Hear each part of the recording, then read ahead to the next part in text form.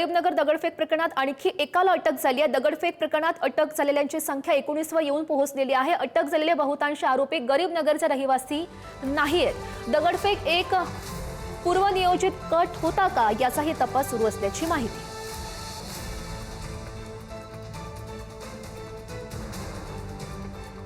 याविषयी अधिकची माहिती जाणून घेऊयात। आमचे प्रतिनिधी नंदकिशोर गावडे आपल्या सोबत आहेत। नंदकिशोर, काय अधिकच्या अपडेट्स या संदर्भातल्या?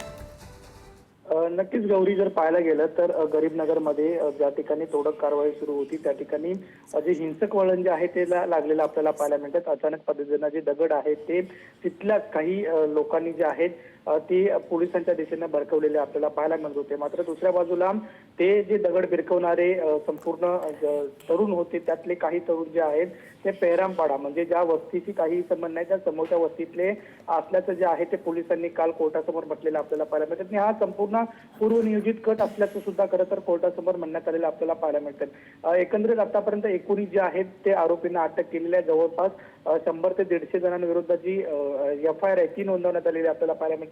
आणि याच संदर्भाने 109 म्हणजे कलम 109 नुसार अटेम्प्ट ऑफ मर्डरचा सुद्धा जो आहे तो गुन्हा रजिस्टर केलेला आहे। आज तिघांना जे आहे ते कोर्टामध्ये पुरुष करतील।